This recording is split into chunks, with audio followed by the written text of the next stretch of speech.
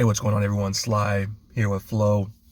And Flo, listening to Kurt Warner on KNBR. It was interesting interview.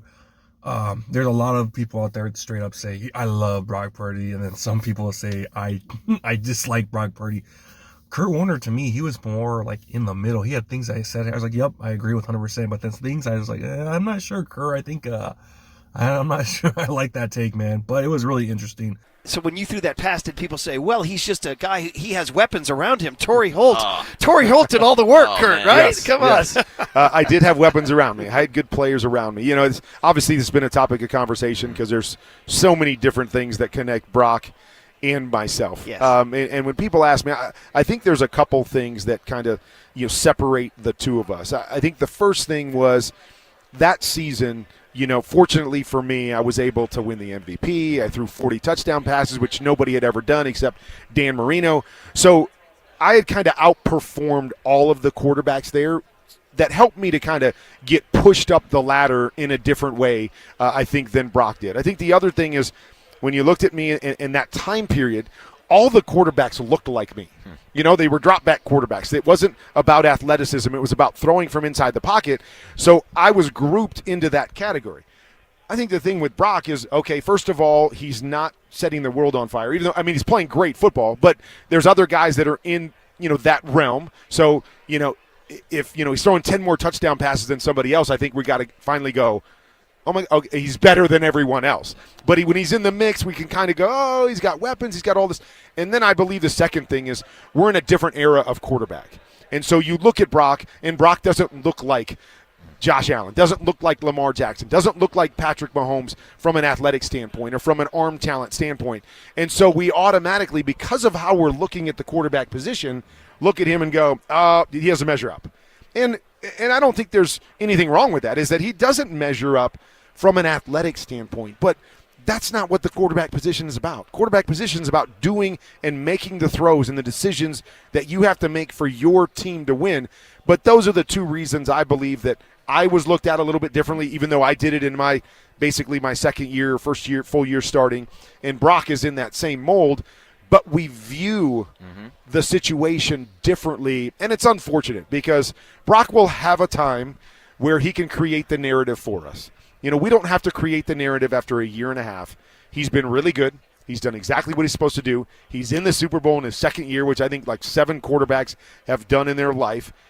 And he'll write the rest of it. He will have a chance to not have all these weapons and the ball in his right arm, and he'll be able to show us, are you that guy or are you just a really good quarterback? And that's okay. Brady had to do it. Roethlisberger had to do it. They weren't those guys their first 3-4 years of their career. Let Brock enjoy the moment. Let's celebrate his story and the moment that he's going to have in the Super Bowl, and then let him write that narrative. I don't know why we want to do it so quickly. I don't understand it. It's an angle that I've been talking about pretty much all season long of Brock Purdy being the best bargain deal in the entire NFL, maybe in NFL history. Then I looked up your contract in 1999, and I think we got to add you to that conversation also. But how important is that when you can build the roster around him with all these playmakers because of Brock Purdy's contract? Well, it sounds good right now. It's not going to last long. Yeah. That's the bottom line. Fortunate, unfortunate part of this business is that what the price tag is for a really good quarterback or a franchise quarterback is so high that it hamstrings you a little bit to be able to build that team around them. So, you hear so many teams talking about, hey, we want to win and be successful while our quarterback is in that rookie contract, because once you pay him, what does that mean for the rest of the roster? But, I'll look at it the other way, is to say that, well, if you're going to pay that guy, make sure he's that guy. And if he's that guy, Patrick Mahomes, a great example. We lost Tyreek Hill. We had to lose. We're back in the Super Bowl. We've been in the Super Bowl. You got to find that guy. And so you got to make sure he's that guy. I'll use New York as a great example, is that Daniel Jones has not proven to us he's that guy.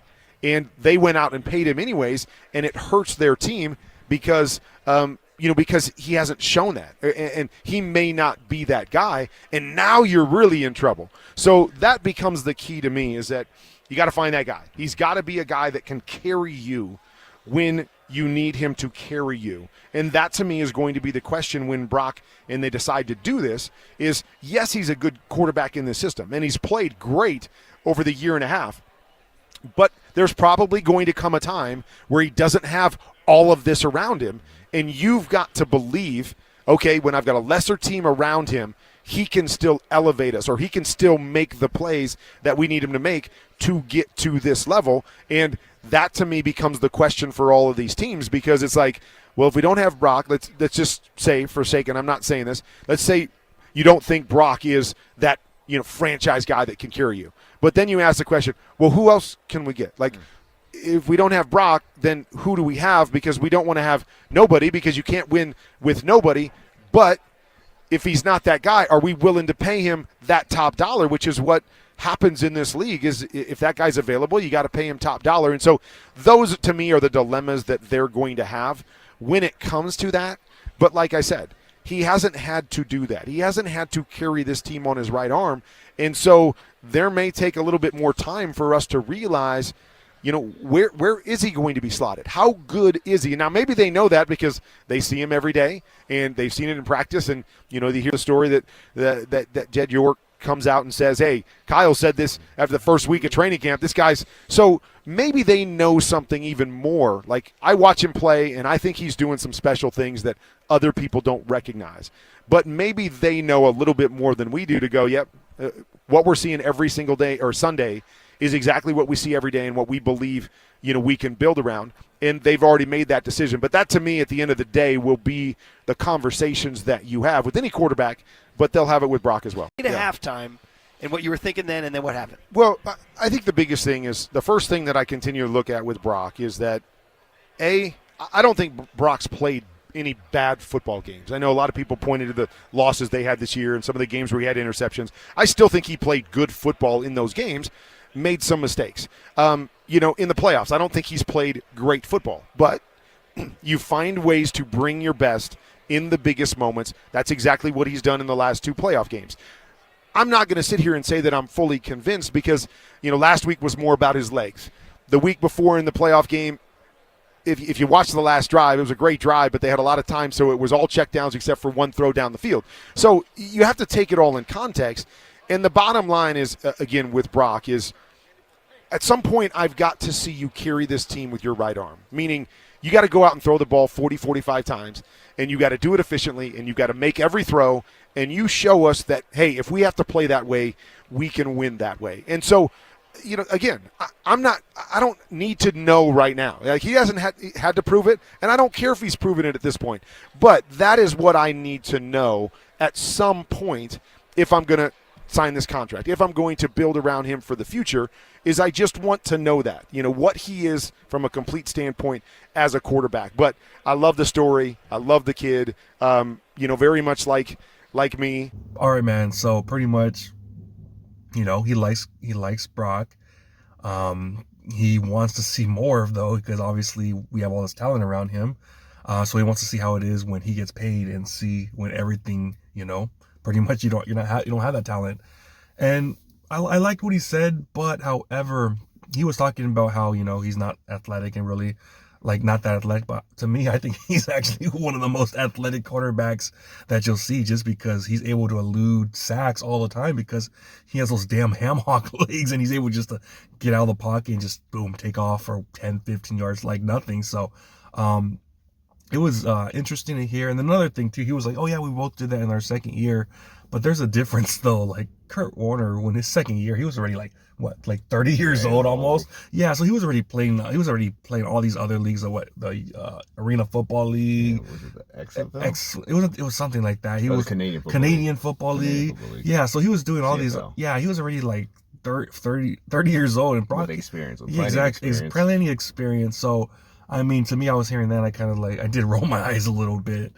And then he also said he wants to see him throw 45 times a game to see if he can win that game. But to me, when you do that, that's like a recipe for disaster. Like those guys that do that, throw that many times a game, usually it's a loss, unless both quarterbacks are doing it. Even I remember in the Super Bowl with Tom Brady against the Eagles when he threw 45 times, they lost, man. And that happens all the time. You want a quarterback that in those 20 throws, you want him to be efficient. So I mean that right there, I was like, I don't know about that. But overall, he says he really likes Brock Purdy. but he wants not people to wait and see, 2 years down the line when he, finally gets paid. But what do you think about all this, man? Yeah, man, it does seem like he's kind of on the fence right now. Yeah. He is just waiting, but like you said, throwing 45 times a game usually means you're down in the game. Exactly. That's usually what's going on, because obviously that means you're trying to come back, so you have to air the ball out. No, I don't agree with Kurt Warner on that, because our offense is balanced. So we're always gonna have to run the ball. Yeah. Kyle Shanahan loves establishing the run, so he would never personally get away from that either. So I don't like that part of the take from Kurt Warner, and the athletic part too, because like you said, Brock Purdy is underrated in his athleticism. Maybe he's not a guy who's gonna take off for long touchdown runs, but he's almost like a shortstop, in baseball. Yeah, he knows how to stay low, balance. He's able to make all these kind of crazy movements, similar to our boy Brandon Crawford with the Giants. But it's like that kind of guy, where for those little moments, boom, they're quick. They have that burst of speed, and you're like, oh shit, like I didn't know he was that fast until you actually had to go get him. And that's what he pretty much did for us in this playoff run so far. When we needed him, he was able to create with his legs, because he is an underrated athlete. What else did Kurt Warner say? He was talking about, and then he was talking about the sample size. Kurt Warner does have to understand this too. This guy has not even had an off season really. Yeah. His rookie year, he got minimal snaps. After that, last off season, he was coming back from injury. So this guy hasn't even had a freaking full camp, if you think about it. So he's only going to get better when he actually has more time to be under the system. Right now, it's all kind of just game experience, it feels like. And obviously, game experience, you can't really teach that, but you still also need your practice reps. And technically, Brock Purdy really hasn't even had that much of that. So he's only going to get better. So Kurt Warner, I get what he's saying. You want to see multiple years, because you can't annoying guys after 1-2 years. True. But I think Brock Purdy, if he was going to fall off, it would have to have been after this last season, coming back from that UCL injury, because most people don't come back from injuries. Brock Purdy, I know he's young, but he was able to do that. So that's what's pretty special. And here's the thing that people, I think, don't get. They're talking about when he gets paid and all that. And I get it. We probably will just have one great receiver instead of two, But people don't realize the offensive line sucks, man. Like, let's be, other than Trent Williams, is a bunch of dudes at the end of the day. We have like the 24th ranked offensive line. Imagine if we could get into like the 15s, how much Brock Purdy would be, because a lot of times he has to get rid of the ball so damn quick, because like it's coming, like that rush is coming. It's like for real, man. It's not like the offensive line with Harbaugh, where we actually had like everybody from Ayupati, Joe Staley, our center was Godwin, and on the other side, Anthony Davis and Alex Boone, so those guys were ballers. All five of them, they were nasty, and they would block you, and they would give time for plays to develop. These guys right now, let's be real, like Brendo, he's a journeyman. He's been cut everywhere he's been. Your boy, McKivitz, he's, no one knew how he was, and he's given up the most pressures in the NFL. And then you have another journeyman, Feliciano, who's played pretty good, but, it's still, it's not the greatest. So other than the Hall of Famer Trent Williams, just a bunch of dudes. So I think if we fix that up, give me a great offense line with one receiver, give me a solid tight end, and we're good to go, baby. So to me, I think it's going to balance each other out. When he gets paid, and who knows what he's going to get paid, but I think he's going to get better. Plus, he got better from year 1 to year 2. You saw how better he got. I think he's just going to continue to grow, and he's going to have an off season. So, I get what he's saying, and it makes sense. Obviously, your people do get paid, and they, who don't show out. But to me, he has never reminded me of the guy Mac Jones, right? Yeah. Daniel Jones. He's never reminded me of that, like ever. Every time I saw Daniel Jones, like, dude, this guy's so average. Like, he's the definition of an average ass quarterback. Brock Purdy, he's never shown that. He's never shown that to us. Where, dude, this guy, he has all these weapons, but he's like Daniel Jones. It just hasn't happened to me. So, and unlike Daniel Jones, his numbers will actually justify a payday, because he's top one or two in every single category. Yeah. So unlike Daniel Jones, who would probably rank 15th to maybe 20th on the best, like, I don't know why the Giants pay that guy, but it's different. You can't compare these two guys, because Brock Purdy has performed, and he's performed with, like you said, the least amount of attempts pretty much compared to all these top name quarterbacks, and he still was up there in those categories. So Obviously, I don't want him throwing 45 times a game, but imagine if he throws it an additional 5 to 10 times, how much his numbers would go up even more. Yeah, exactly. So that's exactly what I was thinking too. And, like, I get Kurt's from the outside perspective, and he said some good things, obviously, about Brock Purdy. He's been saying good things about Brock Purdy all year long, which is good. I guess he's not trying to live in the moment, which